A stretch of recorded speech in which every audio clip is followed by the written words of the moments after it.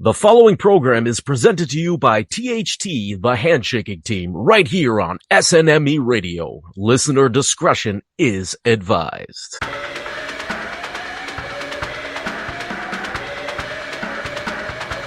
show you a standard you haven't seen before. Welcome to the pilot episode of Setting the Standard right here on SNME Radio, brought to you by the handshaking team. I am your host, or at least I am one half of your host. My name is Bobby B, and if you don't know me, you're about to. So today we're starting something new. It's a brand new audio adventure. It's a bit of a chronicle of the career of a guy who's been around the indie scene for quite a while, and he's run the whole gamut of roles in the industry. He's done just about everything you can do, and he's been known as under several names. I've heard him referred to as the connoisseur of Red Bull. I've heard him referred to as the promo paragon. And I've heard him referred to mostly by himself as the standard. And of course, I'm talking about Hamilton, Ontario's own Matthew Grant. Matt, great to be with you here. Man, this is a real thing. This is a journey we're starting. This is something that's as true as can be at this point. Ladies and gentlemen, Happy New Year and welcome to SNME. Welcome to Setting the Standard. I am Matthew Grant. Just to give you a brief introduction about me, because, you know, that's what we're here to talk about. It's crazy that this is an actual thing that's happening. So thank you to SNME. Thank you to THT for the opportunity. But yes, I am Matthew Grant. I have been in several roles in professional wrestling. I used to be the host of the Weekly Wrestling Podcast, one of the most successful podcasts in Ontario independent wrestling history. I used to be an Ontario independent referee. I dabbled a little bit in commentary, ring announcing, and now I have the honor and distinct pleasure of being a professional wrestler. So we're going to dabble into a little bit of the journey of my almost decade-long run in professional wrestling thus far. You're going to hear crazy stories. You're going to hear fun times. You're going to hear probably me getting really angry at some points. But yeah, this is what we're here to do, man. I'm super excited to be a part of this with you. We've got a lot that we've got planned for this series. We're going to be bringing in some people. We're going to be talking about a lot of things. We're going to be having a lot of fun, cracking some jokes, putting a lot of people over. But speaking of putting people over, today we're putting some matches over, in fact. Yeah, it's my top 5 matches of 2022. I've made this list very public on my social media, which you can follow me at Matthew Grant First Days of 4. You can follow Uncle Bobby B on Instagram at the real Uncle Bobby B. But we're going to get the social media out of the way. Yeah, we're here to talk about some matches today, and I'm super excited to talk about my 2022. 2022 was a big thing for me, as I felt like as my year to shine as a singles wrestler, and we're going to dive a little bit into that. I've had the distinct honor of wrestling some of the top guys in Ontario, getting opportunities to wrestle for some top championships in Ontario. So let's dive right into her and start with the honorable mentions. Awesome. So I was going to say you had an amazing opportunity to wrestle at Brock University this year. I was going to say, so when I put this list together originally, and it's nothing to knock my December whatsoever, but I wasn't expecting too much out of December. But then, as you know, with professional wrestling, you show up with your gear and sometimes you get a spot. And that was the case for me on a couple of the shows that I happened to do in December, as I got the opportunity to wrestle, like you said, at Brock University for HWE. That match was very, very fun. It's probably one of the weirdest dynamics ever, because if you know Clay Wilson, and he's somebody who I'm going to be talking about and putting over quite a bit on this podcast because I think he's absolutely incredible and the best human being. But Clay Wilson is anywhere else in Ontario like the most hated guy. But Brock University, HWE that night, it was like a bizarre world, crazy universe going on. As he came out to a different song, he had the crowd singing along. He dumped beer on me, hit me with his championship. It was a crazy night at Brock University for HWE. Was that planned for Clay to be not normal Clay Wilson? Well, for me, I believe, if I'm not mistaken, it was a little bit of me being like the most hated guy in the match, as well as I believe he used to go to Brock University as well, so it was a little bit of a Uh, homecoming for it him was as well. his alma Yeah, mater. Gotcha. yeah. So it was Gotcha. really cool. It was a cool moment to be a part of, and once it gets up online, I really recommend seeking that match out because it was a lot of fun. It was myself, Clay Wilson, Kyle Boone, Merades, and Evan Greenaway. Seek it out. Excellent. And, again, with the opportunities, it's something that I know a lot of Ontario, excuse me, indie wrestlers aspire to, is to get that match, that debut at Destiny Wrestling. And, you managed to pull that off in December too. Yeah, so there was very few bucket list goals for me left in Ontario, in terms of like promotions that I wanted to wrestle for, and Destiny was on like the top of that list. Destiny is somewhere where, as the podcast grew, as I grew, I watched Destiny grow. And it's no secret. Like when you're talking about the upper echelon of Ontario, when you're talking about the upper echelon of Canada, if I could speak properly, it's so excited I was to be on a Destiny wrestling show because Destiny wrestling is the place to be when it comes to the independent scene. And to get that opportunity, to get thrown out of the ring by Ren Jones, who is an absolute professional and who ended up winning the match, by the way, I would just like to point that out. So, not too bad, not too shabby being thrown out by the winner. But to have that opportunity was something I was super excited for. And I'm very happy to have pretty much capped off my 2022 with that. Fantastic. I mean, I was there for it. It was great. And if you're listening from outside of Ontario and you don't know, Destiny Wrestling, like Matt said, is kind of the higher end of the indie scene. Not to knock any other promotions, but Destiny just puts a lot of production value into their promotion and that kind of thing. So that was great to see you there. And then And my moving, biggest knock, my biggest knock on Destiny for years, and I think it was a lot of people's, was like there was no content coming out from Destiny. People wanted to see their shows and see what they were all about, and they're starting to get that out there now on their YouTube channel. I know that's going to be more of a frequent thing as well, so check them out. Destiny Wrestling, they've hosted some insane matches over the years. They were actually the venue where both Josh Alexander and Speedball Mike Bailey got signed to Impact Wrestling. So I was there for it's both one of of those. those. It was one of those, man. It's one of those buildings. It's one of those atmospheres that you just have to be a part of. Not only as a fan, as a wrestler, as a performer. It's just, again, the place to be. And not to go off on too much of a tangent, but just to put it in perspective for you, Josh Alexander, who finally is being acknowledged as one of the best in the world almost universally. It's over the past couple years, he's really solidified that.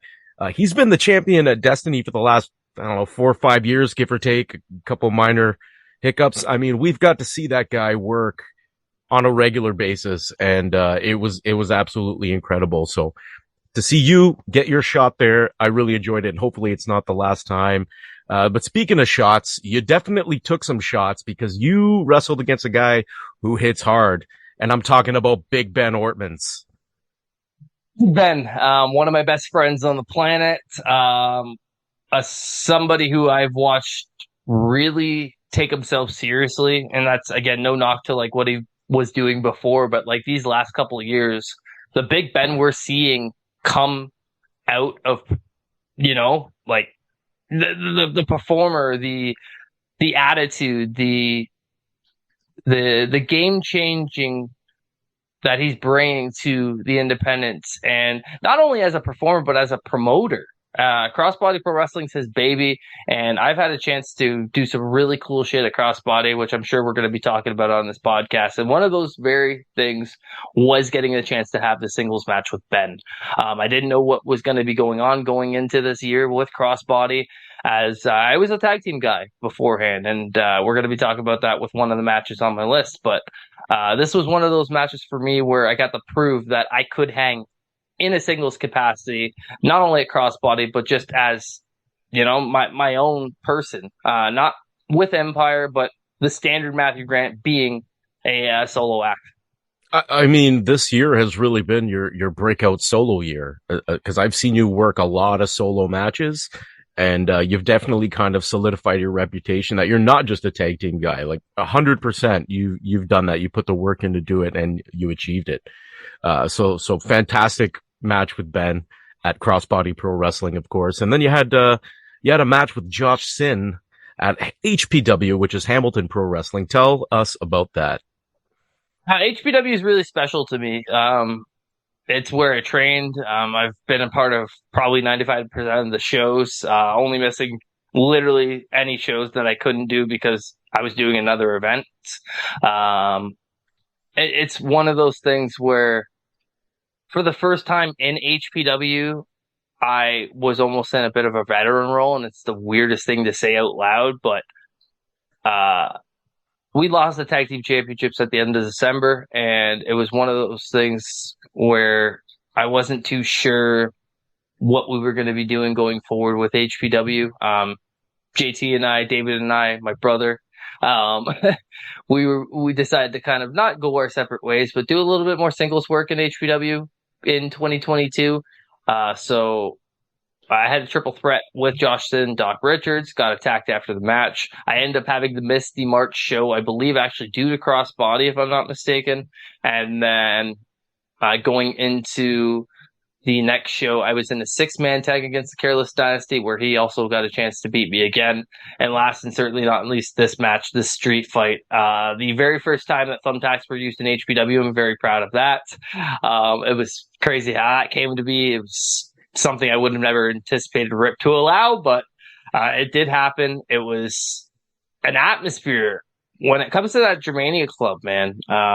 There's a lot of shows that do run there now, but HPW is just one of those shows where it's almost because it's a student show. It's a lot of like the friends and family that normally don't come out to the rest of the events. So they're very unfamiliar with what you're going to see at a normal independent wrestling show. So, and this was also the very first time that my niece had seen me wrestle too, which is crazy. Got thrown down a flight of stairs, hit with a rock band guitar, hit with a bunch of weapons. So she got the time of her life in the best and the worst ways that night.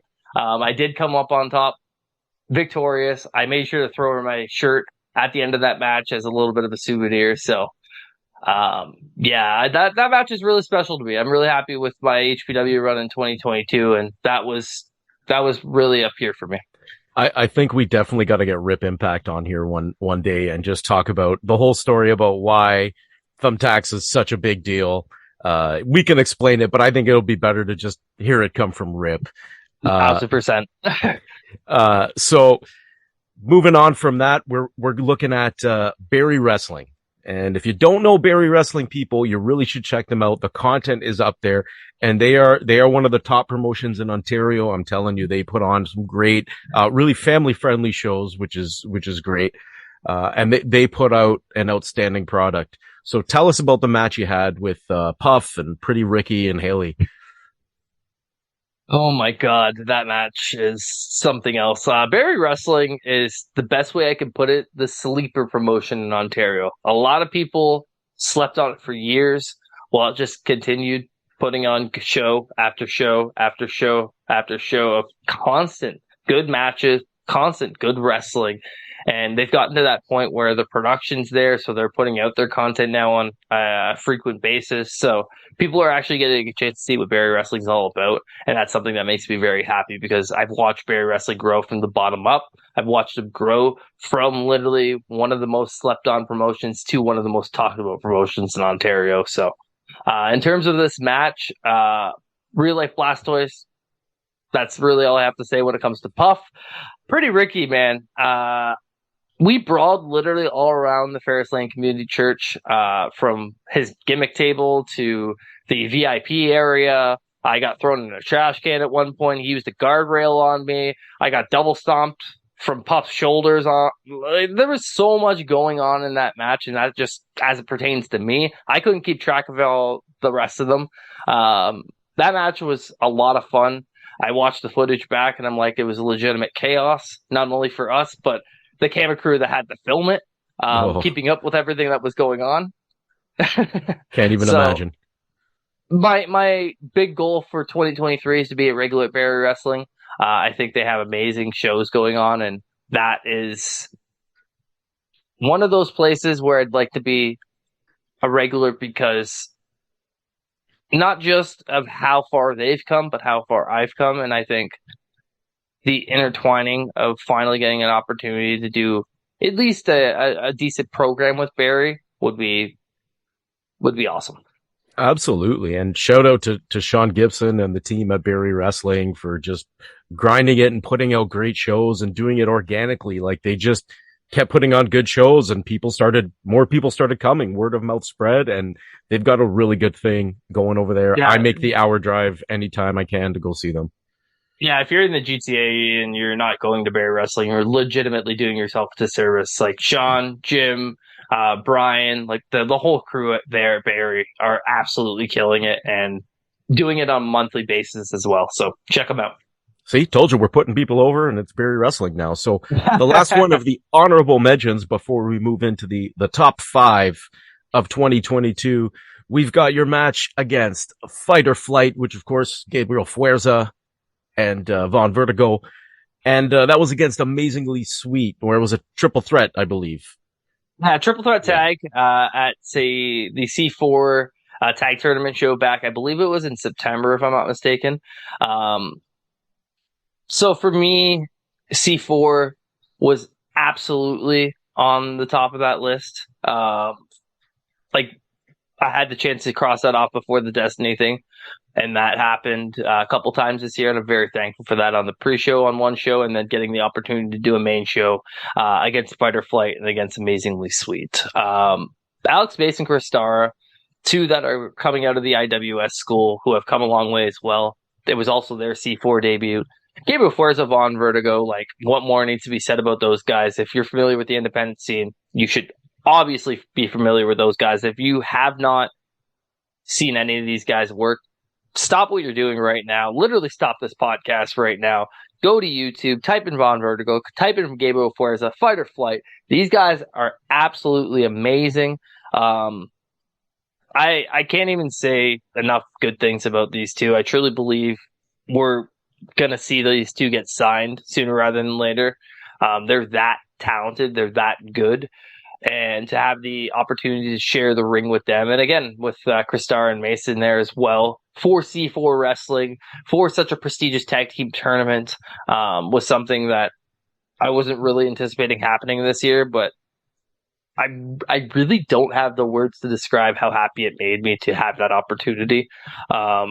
And to share it as well with my brother, with my tag team partner, JT Kirk, who we used to make the 5-hour plus drive when we were doing the podcast just to check out those events. So to make that same drive now to get a chance to perform on those shows is astonishing to me. Literally blows my mind. So C4 Wrestling, like, it's literally the home base of guys like El Generico, Kevin Steen. You got guys now that Stu are Grayson, mainstays there.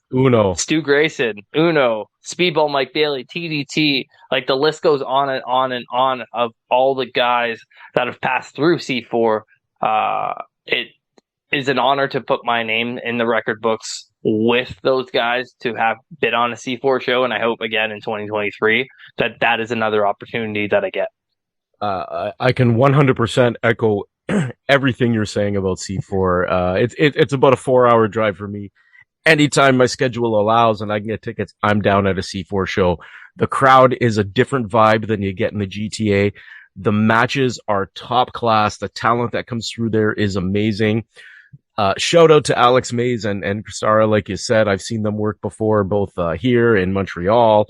They're definitely coming along and putting in the work like you have. So they're going to reap the benefits like you have of having that, C4 experience under your belt, the Destiny debut, all these great things you've experienced this year. And now we're moving into the top 5 great things in terms of the matches, the top 5.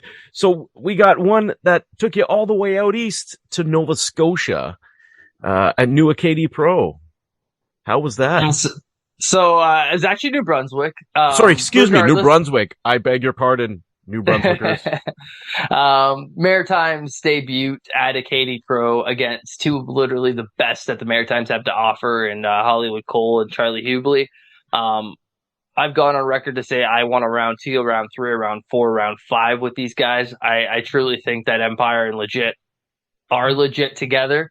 I think if you add Chantel into the mix and we do Legit Savages against Empire, and you add Crystal Moon into the mix, we got something special there as well. So I think for our very first time touching, it was a fun little match. And the thing about Acadie Pro too, the thing about like Maritimes wrestling is they don't get to see as much wrestling as we get to see here in Ontario. So when a show goes down, like they're all in. Like the crowd was super into the show. The wrestlers were super pumped to do the show.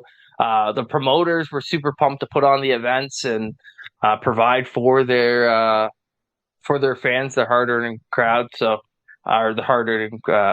You know what I'm trying to say here. The point being that getting the chance to go to New Brunswick and make that an 18-hour drive to show what Empire is all about on a different platform was something that I again wasn't expecting to happen this year, but the opportunity presented itself and we couldn't say no. And now I'm just itching at the bit to get back out there. I want to mix it up with everybody out there, and that's the point of what I've been saying on social media over the past little while. I just want to travel, man. I just want to wrestle different people. I want to experience everything about the independent scene because I truly believe if Ontario is as special as it is, if the Maritimes is as special as it is, there's a ton of different scenes, not just in Canada, but all over the world that I want to get a chance to witness too. So the Maritimes was a fun time, and I hope to get a chance to go back there in 2023.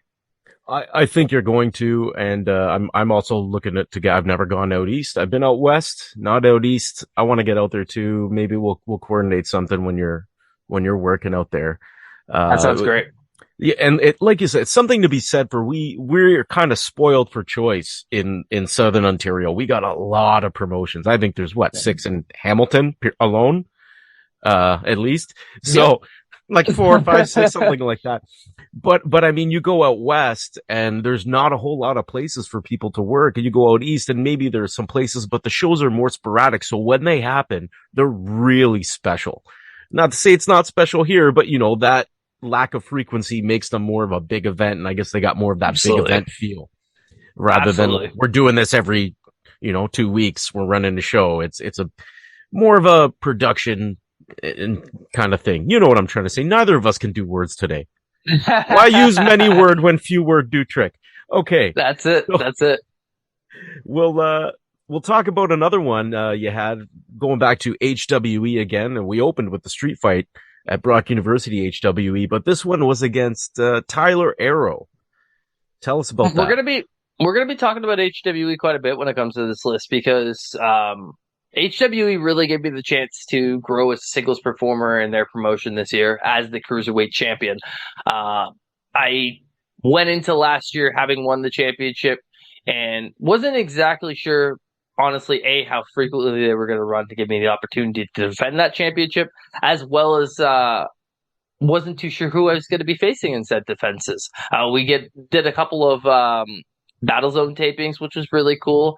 I'm actually helping a little bit more on the production side and the behind the scenes side with HWE as well. So to see a little bit more of what they've been doing kind of come to fruition is really cool. And to get this opportunity to be the Cruiserweight champion, to have an opportunity to face off against one of my best friends, one of my best rivals in Tyler Arrow is something truly special too. I believe this is the best match we've had against one another. We've been in cages no, not cages. I apologize. Several ladder matches, kendo 6 on a pole match, singles, tag, trios, you name it. We've had it against each other, and we had a chance to have this championship match. It was originally supposed to be against Sway Archer. Unfortunately, he got injured going into the match, so it was like a couple days before when I found out it was going to be Arrow, and I was super stoked because we've got a chemistry in the squared circle, and like very few people that I've had chances share the ring with. So I recommend checking this one out. I truly believe not only one of my best matches of 2022, but one of my best matches of my career. That crowd was rocking that night, and on a show that had, the Bollywood Boys, Serena Deeb, and many others on it. people were walking away talking about the match that Tyler Arrow and Matthew Grant had. So I think we did something special that night at Don Kolov Arena, and that was just the start of my cruiserweight run. So we'll be getting to the end of it very soon. Well, you did have some great title defenses. I was there for a few of them. HWE, shout out to them. They've really been putting on shows and working hard to grow and put a lot of content out there. So shout out to Ranch and AC The for fact what they're that they doing. have their own freaking network, HWEnetwork.net, is mind blowing to me. They put out their content on a consistent basis. They've got like extra stuff as well, shows and special stuff they did during the pandemic. I did a match on a freaking beach for HWE at one point. So yeah, go check out the HWE network. It's super cheap, and they've got a shit ton of content on there from different promotions as well. HPW, MCW, a ton of stuff on there. So check it out. Check it out, indeed. And we're going to talk about a mutual friend of ours at this next one. And we're going back to Crossbody Pro Wrestling out in Cambridge. And we're talking about the Wolf. We're talking about Holden Albright. Holden Albright, a dude that convinced me not to quit once upon a time, and probably has convinced me not to quit many of times. But I wasn't quitting on that night. March 20th this year is actually JT Kirk's birthday. It was a match that I don't think I'm ever going to forget. It was my first ever singles opportunity on a crossbody show. I had just lost the Blue Ribbon Championship, so I wasn't even sure if I was going to be on this show. And then the opportunity presented itself to face literally the dude who lost the heavyweight championship in an Iron Man match to Gabriel Fuerza on the previous show. Standard Matthew Grant, big scary Holden Albright, one-on-one, 17 suplexes is all I have to say. No, I did not give him 17 suplexes. I took 17 suplexes, goddammit. He kicked the shit out of me in that match, but it showed that I could take it. And I don't think the crossbody audience was ready for the ass whooping that I took that night and the ass whooping that I continued to get up from. The fire that I think he had kneed me in the face and chopped me, and I just kept firing up. And like I hit a point where I was just like, motherfucker, hit me. I recall that. And he hit me. And he hit me hard. And that's a match that, again, showed not only the crossbody audience, but myself.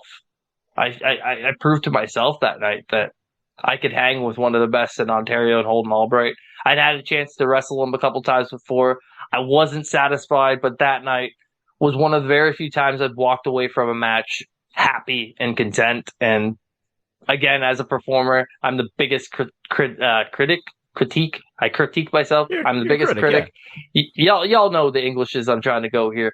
But yeah, that match, it's on YouTube now as well, which I'm super happy about, so people could check that out.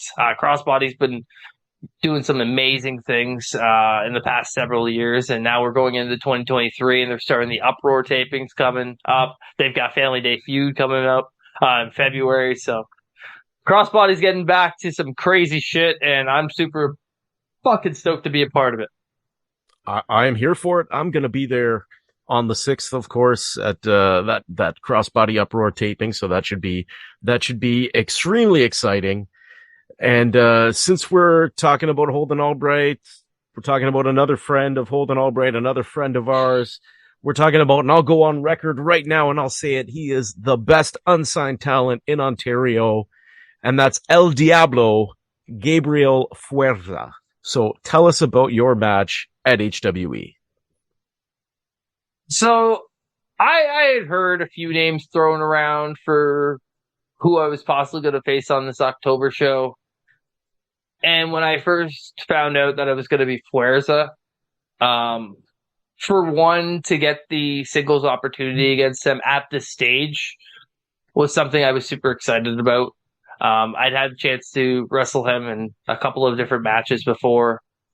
I've never really walked away from a match involving Gabriel Forza all that happy, and that's nothing against him whatsoever. Again, going back to what I said a couple of minutes ago, I'm just the biggest critic of myself, and I always find ways to not be happy with my work. But that night at HWE, that crowd, again, going back to what HWE provides when it comes to their shows. That crowd's always rocking. The Don Koloff Arena is a super special place for wrestling shows, and they add to the atmosphere of those wrestling shows when it comes to HWE. We had the chance to kick off the show as well, which is a position that I always love being in. You get the hottest point of the crowd, at least in my personal opinion. And yeah, you also get to work and then get done, and you're done the rest of the night. Sit back, enjoy the rest of the show. You know what I'm saying? They get a chance to do that with Gabe. Again, like you said, and I'll echo that sentiment like over and over and over again. He is the best unsigned talent in Ontario. He makes everything look so flawless. He makes it look so easy. And to have the chance to drop the championship to him, to hear that reaction when I tapped out to that Boston Crab or that Lion Tamer, he literally drove his knee in to the middle of my back and, bent me in half. Literally forced me to tap out at that point. But there's no better person I would have rather dropped that Cruiserweight Championship to than Gabe. I'm really excited to see what I'm doing going forward in HWE, but that was a nice way to end off that chapter, getting that chance to face off against El Diablo one-on-one at HWE. Well, there you go. I mean, I got to ring announce him coming to the ring for New Frontier Pro, and it was just one of the highlights of my night. Probably actually was the highlight of my night. I believe he was in the main event that night, and I was just ecstatic I got to call him come to the ring. You know what I mean? He's amazing, man. He's a great dude and an incredible performer. And again, if you haven't heard the name Gabriel Fuerza, stop what you're doing right now and YouTube that guy. He's unbelievable, and he's not going to be on the Indies too long if he has anything to say about it. No, and we talked about him earlier as part of a tag team with Von Vertigo, Fight or Flight. You can check Von out on the WWE Network because he's been out in the UK working, and he's got stuff up on there. And Fuerza, you're definitely, if you don't know him, you will. Go check him out right now. His timing is crisp. Psychology is great. He's a fantastic performer through and through, and a great guy, I will add. And Absolutely. now we're hitting numero uno. I feel like we just flew right through this. It's been such an easy flow here. But speaking of flow, you got some flow in this one. You went viral, for God's sake, with Pro Wrestling Ontario Trios ladder match. What happened? So the Trios ladder match is super special to me. It's literally my favorite match of my career. There's no doubt about it in my mind. Not just of 2022, but literally tops my career. So 9 people alone in a match, absolutely chaotic. Clusterfuck. You turn that into a trios match. You're like, okay, maybe there's a little bit of rules. Maybe there's only going to be 3 people in the ring at a time. Cool. Wrong. It's a freaking ladder match for the trios championships. And we're not talking just ladders. We're talking kendo sticks. We're talking wrenches. We're talking literally whatever we could get our hands on. We kicked the absolute shit out of each other. Like I said, kendo sticks, wrenches. Crystal Moon got power bombed off the second rope through a table. She jumped off a ladder. I got assault driver through a ladder off the second rope. I speared Tyler Arrow, Jeff Hardy, Edge style. It was one of the craziest things. We saw Scumbag Yates literally like die and come back to life all in one same vein. It was a night unlike any other. It was the debut in a brand new building. They wanted something special, and God damn it, I believe we gave it to them on that night. I'll never forget the message I got from Mike Forte probably a few weeks ago when we were talking about it just casually, and he's like, we had every reason for that match to be an absolute clusterfuck, but we made headlines instead. And that has stood out to me like crazy when it comes to looking back on this match, because that is the truth, man. Like, I truly believe going into this match, like, there is no way this is going to be as good as we planned it to be. And it came out, I think, better than we could have ever imagined. So a big shout out to Pro Wrestling Ontario for the opportunity. We made it a little bit better, at least on my end, as we walked away with our first of 2 trios championships in PWO in that match. So to cap off my 2022 list with that match, for my very first run as trios champion, to complete winning every championship in Pro Wrestling Ontario with Empire, with that match, it just wraps it all up in a little bow. Wraps up in a neat little package. I mean, what else can you say? You guys had a great match. Just to clarify for those who might not be catching what he was saying, when he said Jeff Hardy style, Tyler Arrow was hanging from the rafters and Matt speared him midair, and it was a fantastic spot. Like I said, they went viral. It was all over the place. Also, a big shout out to Savage Media Productions, because I don't think anybody would have got the footage that they got. But, like, man, they nailed that shot, and I'm forever grateful for it. I mean, we're talking about a lot of these promotions that are, oh yeah, they're putting content out. You can get that content online now. A lot of that has to do with Savage Media. So yeah, big shout out to Travis, Captain Dirty Beard, and the whole team over there at Savage Media for doing awesome work. Not only for PWO, but god damn it, making Ontario a better place while they're at it too. Those guys are frickin' gems. All over the place. All over the place. They're fantastic. And so that was your top 5 of the year, and that was just 2022. And I was at, I think, at least 3 or 4 of those, and they were great. I think that's a nice little taste. It's crazy because 2022, like, I believe the first, like, couple months of the year, we were still kind of ending off with the pandemic as well. So, like, not really a complete year. Not my not what I wanted out of the year in terms of, like, matches when it comes to a total. But man, the memories and the matches that were had were super, super fun. I'm very blessed to have had the year that I did have, and going into 2023, hopefully bigger and better things. And speaking of upcoming events, this Friday, if you're listening to this on the release date, this being January 1st, this Friday, January 6th, Crossbody Pro Wrestling returns with the Uproar tapings. We're going to be taping for YouTube every single Wednesday. It will be airing at 7 p.m. Eastern. That will be starting the following week, but we will be doing the tapings. You guys should come out. There's some crazy stuff planned. I just got wind of my very first match for the Uproar tapings, and holy shit, you guys need to be there for this. That's all I'm going to say. There's also a second Uproar taping going down the following Friday, January 13th. That's going to be at Crossbody Studios. You can check them out at CBPW Academy on all forms of social media to keep up with what they are doing on a regular basis. On the 14th of January, HWE returns to the Ancaster Fairgrounds for Rumble to the Crossroads, and I'll announce it right here. I am entering the 30-man battle royal to get an opportunity at the HWE Championship.